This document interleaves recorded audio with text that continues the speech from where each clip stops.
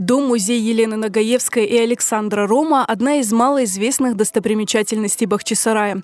Елена Нагаевская родилась в 1900 году в семье, переселившейся из Украины в Казахстан. В 1923 году она получила диплом преподавателя, окончив факультет общественных наук Среднеазиатского университета в Узбекистане. Но спустя 6 лет она начала писать картины акварелью и маслом. В 1930 году она прошла изо-профкурсы в Москве, затем был Институт повышения квалификации художников, а в 1949 году Нагаевская с красным дипломом окончила искусствоведческое отделение МГУ. В 1937 году художница впервые приехала в Крым и навсегда связала свою жизнь с этим краем. И когда она приехала в Бахчисарай, она сказала, что это на всю жизнь. Бахчисарай – это на всю жизнь, это моя любовь. И когда она увидела эти прекрасные горы, это ущелье, это голубое небо, она говорила, что я как будто бы вся помолодела.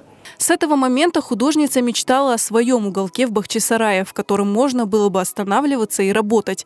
И в 1956 году на гонорар, полученный за искусствоведческую работу своего мужа, искусствоведа Александра Рома, художница приобрела небольшой саманный домик, в котором она жила и работала более 30 лет. Елена Нагаевская была неравнодушна к судьбе крымско-татарского народа. Рискуя собственной свободой, она помогала крымским татарам, оказавшимся на чужбине в результате депортации 1944 года. Она ездила в места депортации крымских татар и возила туда выставки, возила работы не только свои, но и работы крымских художников. И эти выставки были очень популярны и востребованы, потому что бывшие жители Бахчисарая, которые вынуждены были уехать из Крыма, они с удовольствием приходили и смотрели эти работы, смотрели на свой любимый город. И также она реализовывала свои картины и вырученные деньги передавала нуждающимся татарским семьям, чтобы поддержать их в тяжелой жизни, в депортации. Художница также боролась за сохранение памятников архитектуры крымских татар. Свои картины с изображениями разрушенных достопримечательностей Крыма она возила на выставки в Москву, рассказывая о боли крымско-татарского народа на языке живописи. И обращалась в различные инстанции, писала, говорила, ходила, объясняла, что это нельзя этого допустить, нельзя это сделать, нельзя разрушать, потому что это история. Елена Нагаевская была не только прекрасным живописцем, но и исследователем. Она работала в Бахчисарайском историко-культурном заповеднике, написала более 50 статей по вопросам искусства, собирала старинные предметы быта коренных народов Крыма. Художница также издала несколько путеводителей по Бахчисараю, в которых собрана уникальная информация о городе того времени.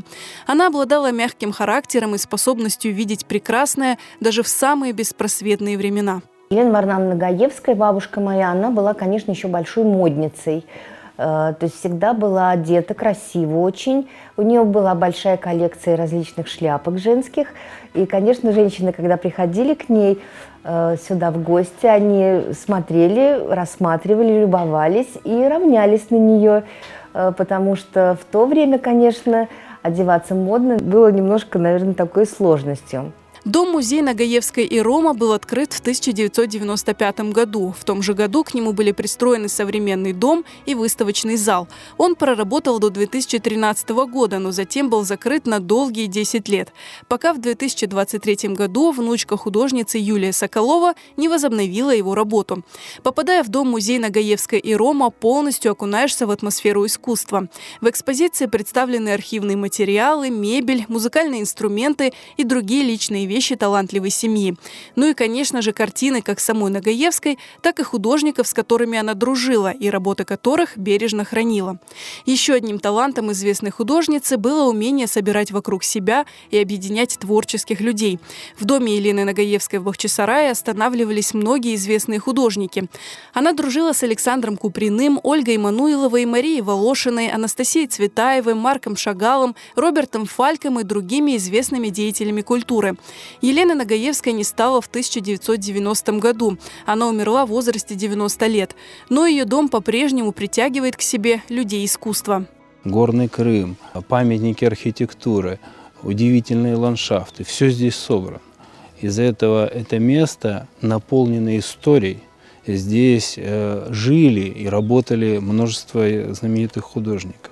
Где, как не здесь, на даче творчества останавливаться художникам и работать. И для учеников, и для профессиональных художников это место притягательно номер один Бахчисарая.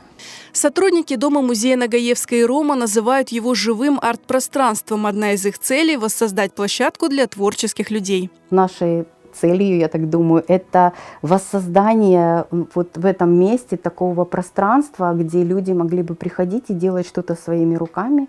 Приглашаем людей. И еще очень хотелось бы, чтобы и мастера крымские, татарские, вот вы видели здесь площадку, да, хотелось бы, чтобы те люди, которые хотели бы проводить мастер-классы, мы их приглашаем, потому что это очень важно. Произведения Елены Нагаевской также находятся в Третьяковской галерее, Государственном русском музее, художественных музеях Львова, Минска, Ахьяра, Ахмеджита и в частных собраниях. Но нигде вы не увидите тех работ, которые хранятся в Доме-музея Елены Нагаевской и Александра Рома в Бахчисарае.